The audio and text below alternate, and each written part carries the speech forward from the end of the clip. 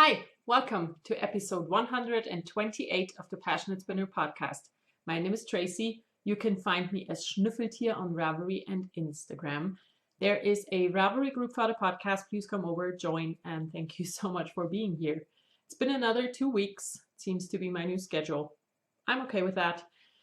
I didn't want to record last week because I just didn't knit. I feel like I didn't knit at all for a week, so I didn't podcast because this is a knitting podcast, and when you don't knit, there's nothing to show. So yeah, that's why. But I have stuff to show today. First of all, what I'm wearing is also my knitting in the past. It is the Spectre sweater by Joji Locatelli. I'm going to stand up and show you what it looks like.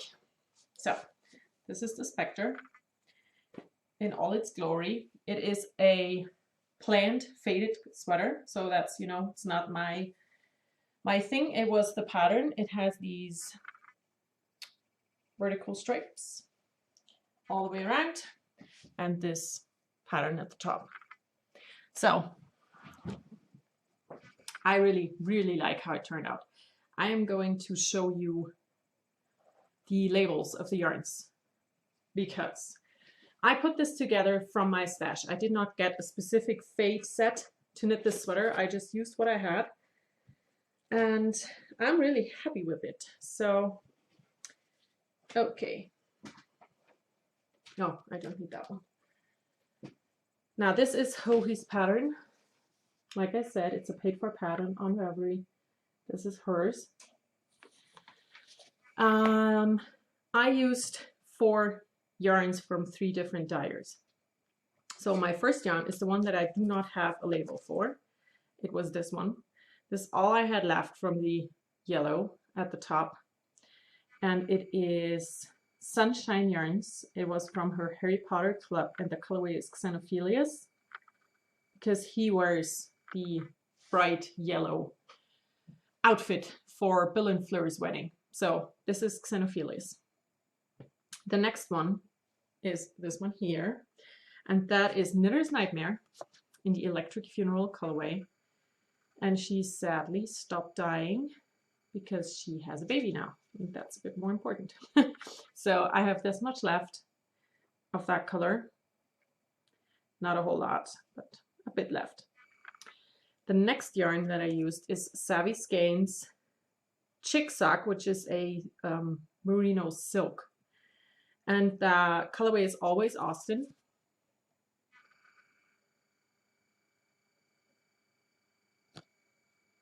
And that is the yarn that I have most left over. And the last color is another Sunshine Yarns from another Harry Potter club. And the colorway is Expelliarmus. And I have that much left. So, not a whole lot. I still really like this color fade. I think now that it is finished, it looks like a yoked sweater with a faded bottom because the yellow stands out a bit. So that's the fade. I'm really happy. I like this sweater. I think it turned out amazing. Love the colors, love the fade, and I love the fit. It's a bit loose, which I like because I don't like tight fitting things. And just, yeah, I'm very happy with this. I knit everything according to pattern. The only thing I changed was needle size because let's see if I'm going to tell you this correctly. Yes. She asks you to knit this sweater on a US 3. That's a 3.25. And I didn't do that. I used the US 4. That's a 3.5 millimeter needle because I'm a very tight knitter. And I knew that if I used that needle, I had to go up a size. And I didn't want to do that. So I knit size large, by the way. And yeah, I love it. It's perfect. So that's the knitting in the past. And, finally a sweater and another purpley bluish one.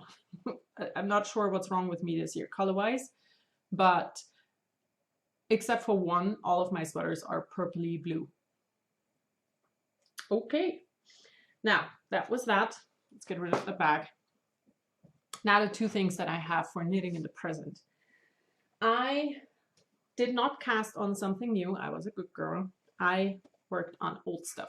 So in this Knitting's My Bag that I got lots of years ago, I have my Window to My Soul. That's another Joji Locatelli pattern.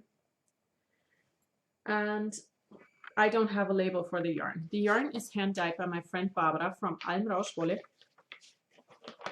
But let's show a picture first. So this is it. That's the Window to My Soul. It's a short sleeve cardigan that has a lace pattern at the top and a stockinette peplum style bottom. And I finished the lace bit at the top and I'm now at the stockinette bit. So this is my yarn. I'm now working with 2 skeins, just, you know, all switching every 2 rows. And I really like how this is turning out. I have lots of stitches on the needles because, of course, for peplum you need to have more stitches than you had before. And this is what it looks like so far. I think it's going to be gorgeous. This lace pattern, I'm gonna try and open it up for you a little bit, is beautiful. It's super easy to knit, you know, super easy to knit. And yeah, I'm working on the peplum. It's gonna take a while because I'm not that far down. Like I said, it's a lot of stitches on the needles, but I already love this. The colorway is so beautiful. It's, I mean, look at this yarn. This is so nice.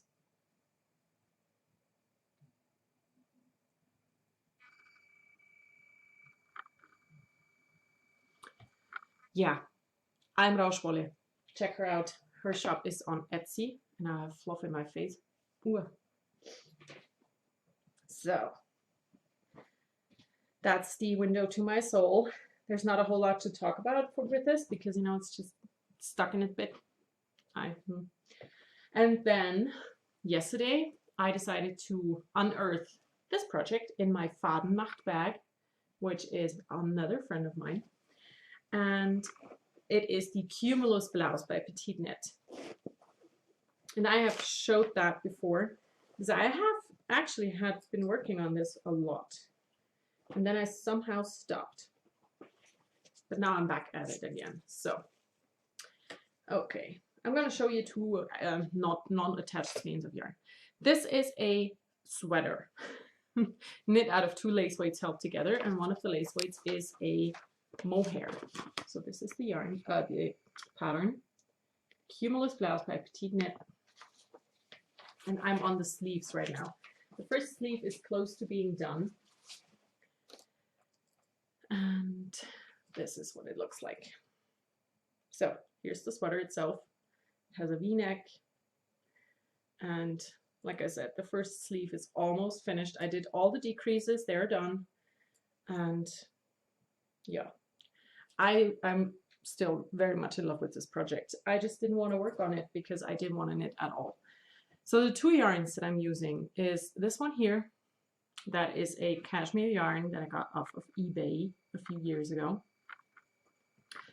And the other yarn is this one here that I specifically bought to go with the cashmere. It is Lana Grossa Silk Hair Paillettes.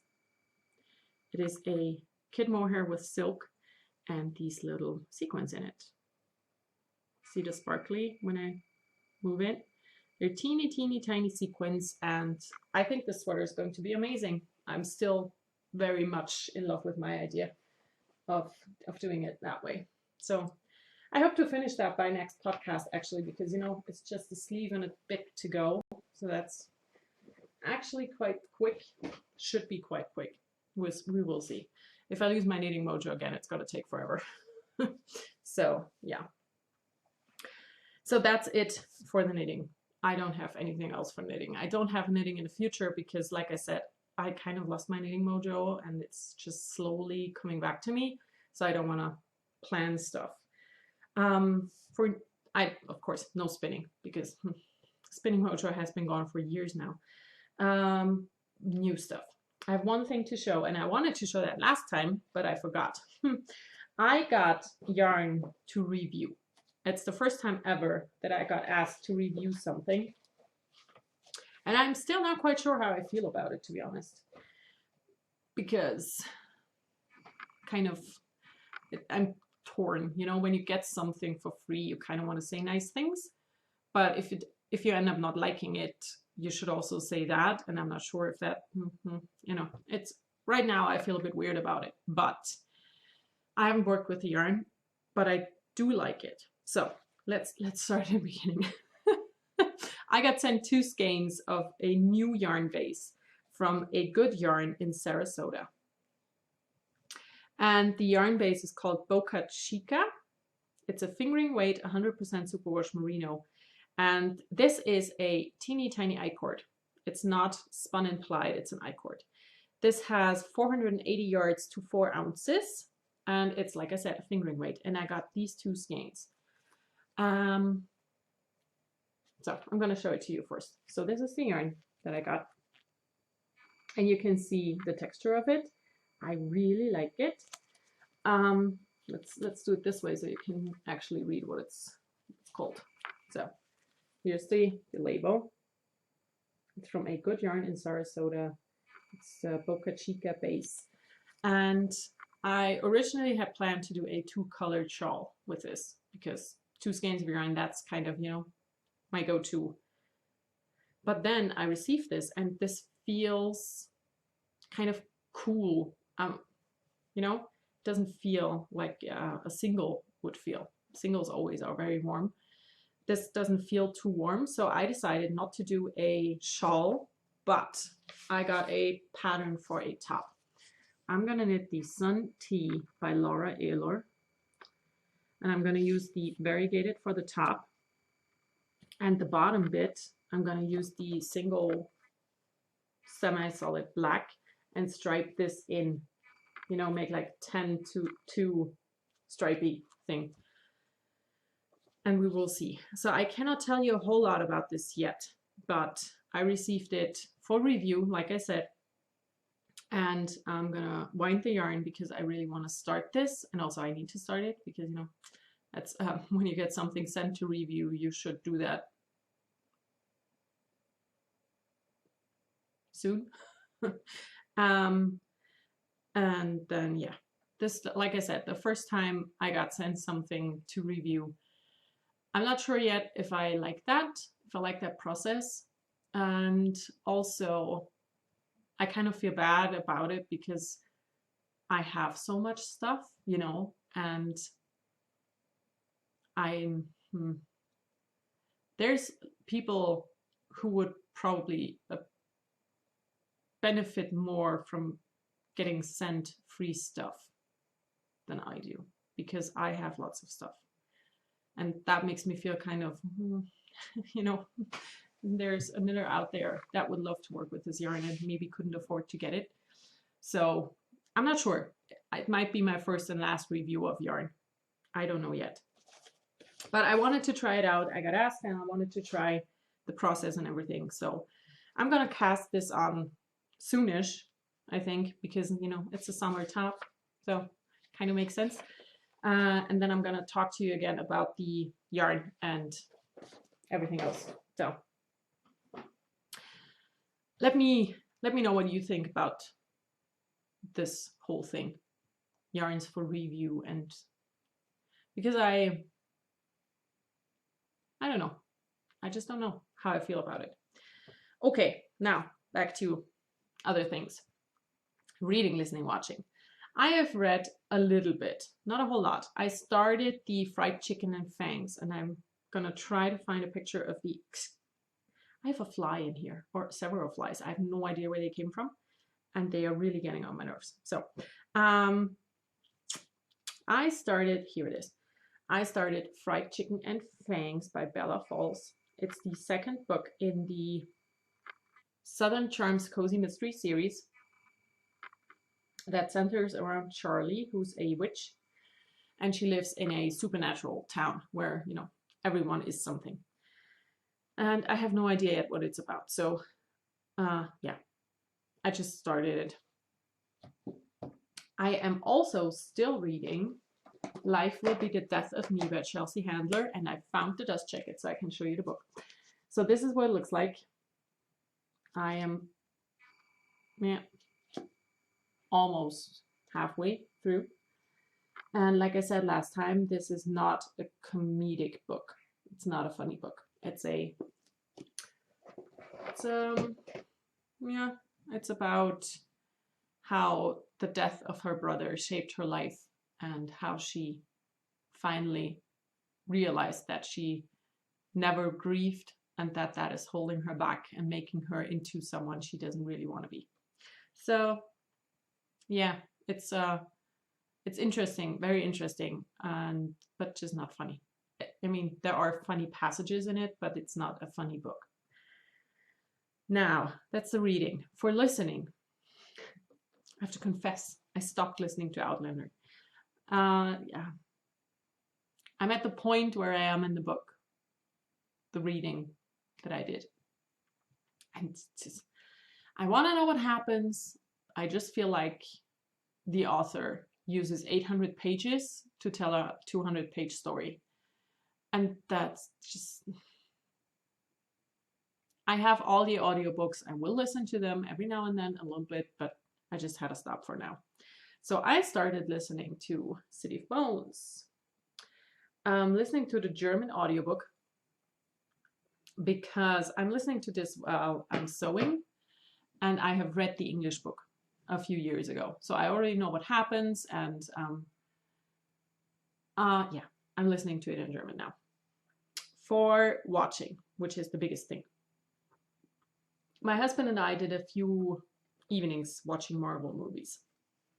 So the first, and that's a perfect example of Germans naming English movies different English titles. We watched Captain America, the Winter Soldier, which in Germany is called The Return of the First Avenger. Why do we do this? This just doesn't make sense. Why, if you want to rename it, why not give it a German name instead? You know, why give it a different English name? It's so stupid. But here, this is actually Captain America, the Winter Soldier. And we watched that one. And my husband enjoyed it more than he did enjoy Captain America, the first one. I had already seen it, so I really like it. I like all the Marvel movies, you know. I like superheroes. And then, because we wanted to watch Civil War, which is the next Captain America movie, but there's a timeline for all the MCU movies, and I wrote that down, you know, for it to be in chronological order. So before we watched Civil War, we watched Ant-Man, because Ant-Man is before Civil War. And I loved it. It was so fun. This was a very fun movie. Stupid fly. Yeah, it's really good. I just enjoyed it. I don't know what else to say. It's funny, it's good. And then we watched Civil War, which is what we actually wanted to watch. And again, it's called The First Avenger Civil War instead of Captain America Civil War. And we watched that last night. And I really, really, really liked it. Yeah, I'm excited to watch all the things that come after this. I think tonight we're going to watch Black Panther because I haven't seen it yet. I know, sorry, we're going to watch it. And now, something that I watched alone and I absolutely adore, and I can't really tell you why because there's absolutely no reason, is Riverdale. I started watching season 1 of Riverdale. And I have 3 episodes left. It's on Netflix here in Germany. And it's like every other teen drama that's on television. It's very unrealistic. You know, things like this just don't happen to teenagers. It doesn't. But, I mean, Teen Wolf was unrealistic. Vampire Diaries was unrealistic. Pretty Little Liars was unrealistic. You know, all of these teenage dramas are not based in any kind of reality because that's just not how things work in real life. But for Riverdale, I just enjoy it. It's based on the Archie comics, which I know nothing about because I don't think we have those over here. but they have been around since the 40s, and there's different, you know, splintery comics from that, and based on the characters from the Archie comics, they made this TV show, and it's about a bunch of teenagers and their parents, and I watched it, and I never in my life have related to a character from from any TV series as much as I relate to Jughead, which is very weird because he's a teenage boy, but he's the only one I ever thought, yeah, that's me. Except for Veronica Mars, probably. But yeah, that's a bit weird. But also, I really enjoy it. I just do.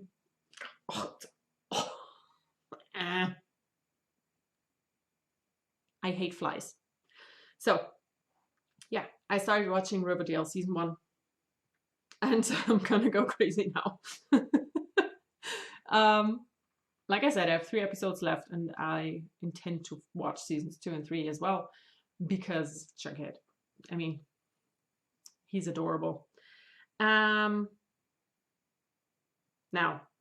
sewing. I have a lot of sewing.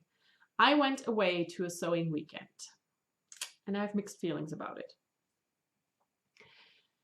A sewing weekend, I never been to a sewing weekend, you know? It was my first time, and it's basically like a knitting retreat. You sit together and you knit and you talk. For a sewing retreat or a sewing weekend, you sit together and sew, but there's no talking, because when you sew, you can't really talk. You know, that's just noises of the machine and the concentration that you have to, you know. So, yeah. So you actually just could talk in between, you know. I'm not good at small talk. I don't like small talk at all. And also, I'm very introverted, so talking to people I've never met before is really hard for me. But I really tried. I really made an effort on that weekend to talk to everyone. And I still didn't feel too good, because the other ones knew each other from before, you know, and so they made inside jokes that I didn't get, because, you know, how could I? And I have very mixed feelings about it. I did make 2 things. What I want to say, if that had been a class, you know, if it had been a class and you would be there to learn some specific skills, I would have loved it. But that was not the case. So I brought 2 projects, and I worked on those 2 projects all by myself. And yeah. Okay, I'm going to show you what I made. I'm going to show you the absolute failure first. I made the Sew Over It Silk Cami. I brought, I think, 5 projects, and my plan was to make the silk cami first. So, you know, start at Saturday morning and be done with that by midday, you know, by lunch. Because it's such an easy pattern. It's just 4 pieces of fabric that you have to put together. It has French seams, which takes a little bit longer, but apart from that, super easy. No, yeah. My problem is, first of all, I'm an idiot. And second of all, the pattern was not done well. So usually when I make a pattern, I measure all the pieces to make sure that they will fit. But this time I thought, oh, it's a Sew Over It pattern. You don't have to measure. They are perfect. And from then on, everything went downhill. So I used this pattern, which came with Simply Sewing magazine. I do not know if the actual pattern is different, but this one here has one major flaw, and it is this. Gizmo! Was zur Hölle? Oh God. My cat is giving me a heart attack. He's over there. He was asleep, and then he just made that weird noise. Okay. Now back to this. The spreadsheet here on the back. That's where everything went wrong, because I did not bring the instructions that are in the magazine.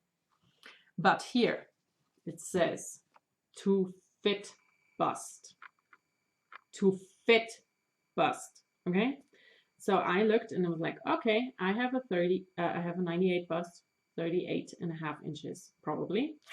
So I'm gonna go for that size because it says to fit bust. And I traced that pattern, I cut everything out. I was barely able to squeeze it out of the fabric. And then I went, put it together. It was super easy to sew, actually, you know. And then I tried to try it on and couldn't. It was way too small. And then I thought, I was like, but how? It says to fit bust. And then I looked at the instructions in a magazine and there was a second spreadsheet. And with the same numbers, it didn't say to fit bust. It said finished garment measurements. And, you know, when you have something out of a woven fabric with no zipper or any other closure in it, and there's a very big difference between to fit and a finished garment measurement. So I was very pissed about that because yes, I should have measured again to make sure, but also if this hadn't said to fit but finished garment measurements, I would have gone for a size bigger because, you know, that would have been a smart thing. So yeah, I was really pissed, so pissed. And then I sulked for a while and then I decided, you know what, let's fudge it. Let's just try to fudge it. If everything goes wrong, I can still wear it to bed. That was my incentive. So this is what it looks like now. You probably can't tell the fudging yet, but I will totally show you everything I did. So this fabric. I got this fabric as a gift from my husband. It is hand batiqued indigo dyed silk from India that he bought when he was there for work. And he bought only 1 meter because it was really expensive. And that's why I tried to rescue it. If this had been different fabric, I would have thrown it in the bin and said, you know what, fuck you. But I wanted to save the fabric because my husband picked it and it's very special. So yeah, back to the pattern. Because it was so small, I had to change things. And everything that had to be changed had to be done in the side seam. So first of all, I opened up the bottom 8 centimeters and made a slit on both sides so my hips will fit. You know, and that's actually not too bad. The problem is that it has French seams. So fudging this to make the French seam be not a French seam anymore, but get opened up like this, not super easy. And so I have a French seam still for that much, you know, like 10 centimeters, maybe. That's a French seam. Everything else I had to change. So probably would have been easier to just open up the whole thing. It also has facings that had French seams that I had to open up. And then I inserted triangle bits of fabric. I had scraps of the fabric left and I cut 2 long triangles to insert up top to make it wider. The problem is the triangles that I cut were too wide in the end and I had to sew a dart in each of these triangles. Under the arm, this thing looks like a car crash. But I mean, I'm not running around like this, so should be fine. But I'm going to show you anyways because I'm a human and human people make mistakes. So here we are. This is what it looks like. This is the original seam that was like this. I open it up, I put in this triangle and realized that it's way too big. So I had to make a dart and the dart is not centered because, you know, it just didn't work out that way. And yeah, so this is what it looks like now at the underarm. And then there's the slits at the bottom. Not happy, not happy. The thing is, if I had cut it larger, it wouldn't have fit on the fabric. So I now have something out of the special fabric that I can wear. And if I wear a cardigan with it, you can't see it anyways, because, you know, it's just, you can only see that bit. But I'm not happy with this at all. So yeah, that's the silk cami. Worst make ever.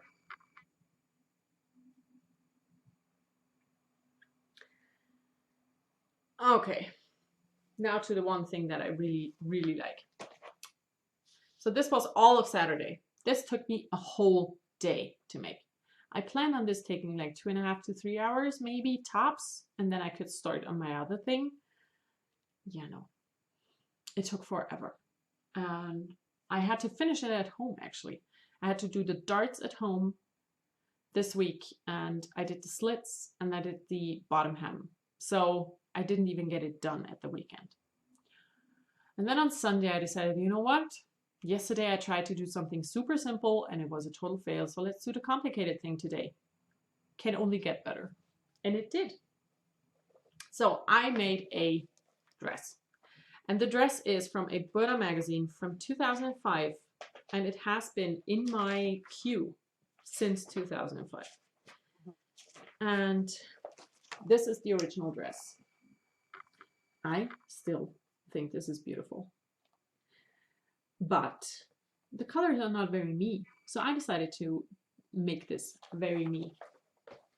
And the good thing with this dress is, I'm not sure if Buddha is still doing that, but they had, they still do something similar in the front of the magazine, you know, in the normal magazine, but here they have it in the instruction booklet, a picture tutorial on how to make things. Because normally a Buddha pattern for dress or, you know, anything looks like this.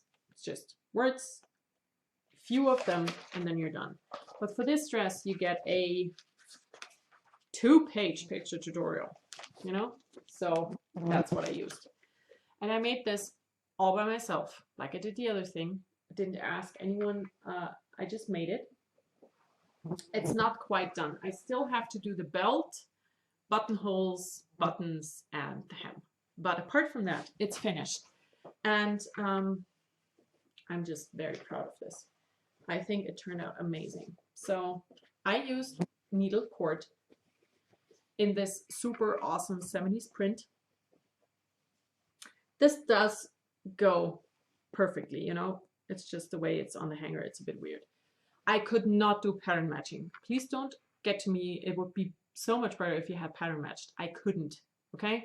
I did not have enough fabric for that. I bought a meter as the instructions calls for, and it fit on perfectly. I had to do some, you know, adjusting to make room for my body, but I couldn't do pattern matching. It was not possible. And I also think that with the print, you know, it doesn't really matter. So yeah, that is my dress. It has a lot of pieces to put together. What I actually really like about it is that you assemble the complete front with the belt loops, with everything, and assemble the back, and then you put it together in the side seams. So this is put together here.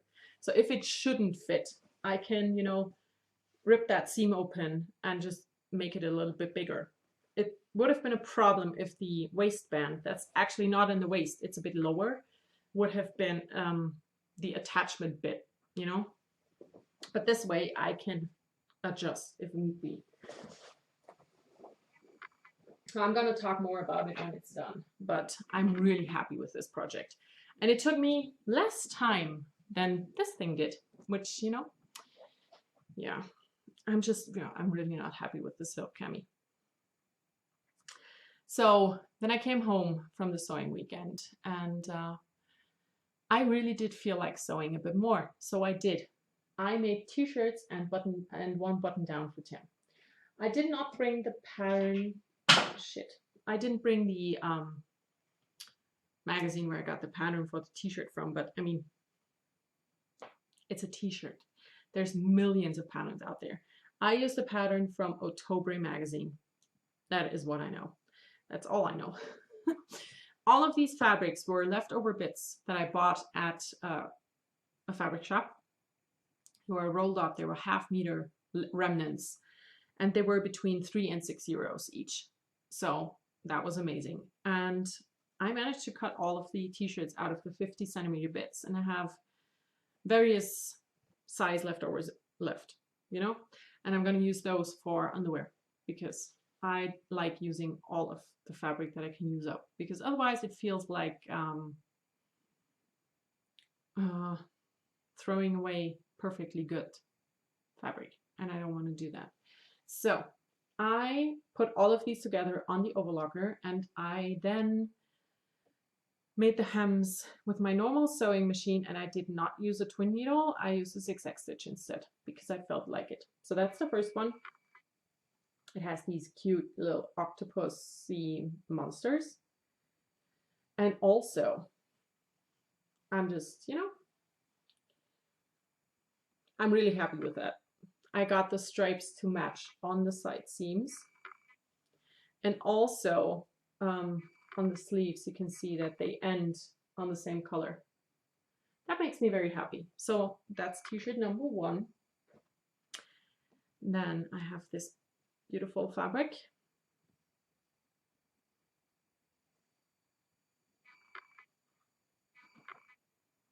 This I would love to wear myself. I'm not gonna lie. I love the fabric. It is so cute. And that's the last one. So this was definitely the last size where I can get away with using 50 centimeters of fabric, because my son is very tall. He is so tall. We were at the swimming pool yesterday with 2 of his kindergarten friends, and in the evening later, one of his friends was walking, you know, on an evening walk with his dad, and they stopped by and the kids played, and Tim's so much taller than all of them. He's gigantic. So yeah, that's, like I said, the last size where I can just use half a meter. And then after I finished these, I made a button down, because I had also gotten 2 pieces of woven fabric for him. And for that, I brought the pattern. It is from Ottobre Design, which is a sewing magazine for children patterns from Finland. And it looks like this. It's issue number 3, 2018, so it's from last year. And I used this pattern here for the button down. And this is the first version of it. I could barely squeeze it out. That's why these sleeves go in the wrong direction, because I had to put the pattern piece on in a 90-degree angle. But, you know, I really don't care. I should have thought about things a little bit and put the pattern piece on the other way around, so that this would be the front, you know, and it would just match in the front and not in the back. But in the end, who really cares? Yeah, that's a new button down. This buttons are from my stash. Super, super easy to make. Also, it has these little folded cuffs. Very easy make. And I have to make a second one out of this fabric here. Oh, I'm sitting on it. Here, that's the second fabric that I'm going to use and make another one of these button downs. And that's gonna be it. I'm also going to make a pair of shorts for him, and then that's the summer sewing I'm gonna do for Tim, because he's growing, you know. I'd rather make things for someone who's not growing anymore, to be honest. But I mean, I made a lot of things for him, so it's okay. So that is my sewing for the week. I'm very much in a sewing mood. I want to make more things. I want to make things for myself as well, but I also have a mile-long list of things that I have to make for other people. So yeah, good. That's the sewing. Now, everything else. Our next VKN is going to be on the 8th of June. That's in 2 weeks. It's always, like always, it's going to be at 9 p.m. my time. That's Berlin time. And I'm going to put a link in the Ravelry group, and you just have to click on that and you're joined. That's all you have to do. If I podcast before that, I will remind you again. If not, I will put the date and everything in the Ravelry group. So if you're interested in VKN, which stands for Virtual Knit Night, and it's basically a video chat with people all around the world. So that's gonna happen. And then the last thing I wanted to talk about, well, first of all, there was a fly. first of all, thank you for everybody who got in touch with me last week when I was talking about some comments that I got that really got to me, and I was considering not being real, you know, which I hate. I hate the whole plastic perfect internet world. So, and I got a lot of comments of people saying that they appreciate me being an honest and actual human being. So I will continue to be, because it's way more important to me than everything else. You know, I don't like the everything's always perfect thing that the internet does most of the time. So yeah. Okay. That was the first thing. Now the actual thing I wanted to talk about today is body positivity-ish, maybe. So I went to this sewing weekend, and before I got to trace my patterns and, you know, get ready, I asked my husband to take my measurements for me again, because I had taken them like 3 years ago, and I just wanted to make sure that things would still fit. And my hips did not change, my bust did not change, but my waist did, because I gained weight. And it made me very insecure and sad and just mopey. And we were doing all the measuring, and then Tim wanted to help and said, yeah, please measure me too. So we measured his height, and he's 1.10 meters now, which is gigantic.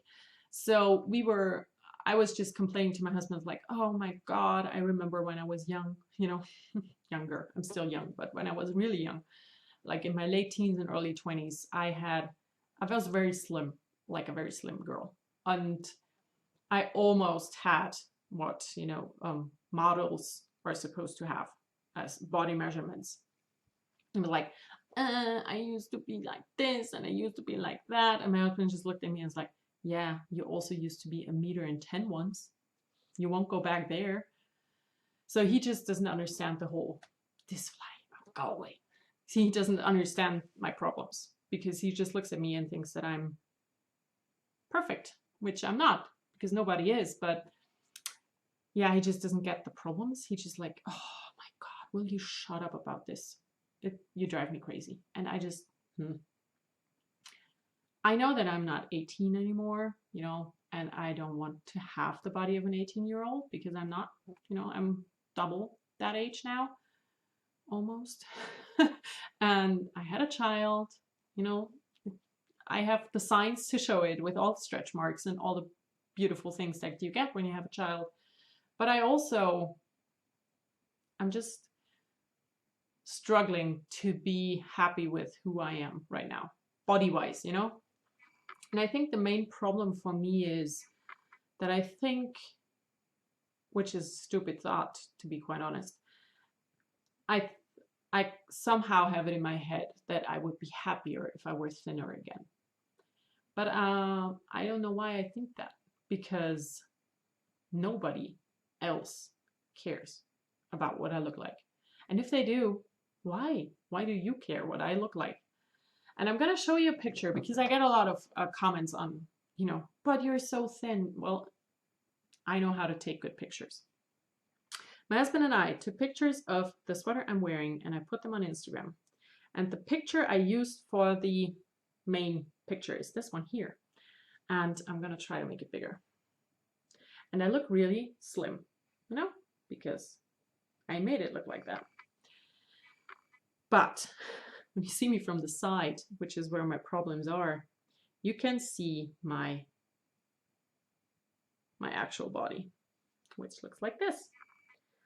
And, you know, that used to be flat, just like that, nice and flat. It's not anymore. And that is the one thing I really dislike about my body. But I said this before, I hate exercise, I love food. It's a very bad combination for wanting to get rid of a tummy, you know.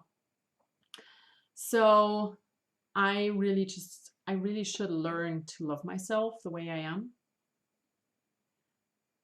I just have no idea how. you know, I don't know. I just don't know. I read 2 body positivity books last year, and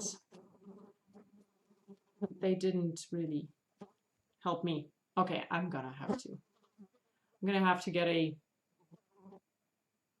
fly thingy out and get rid of these because I hate them.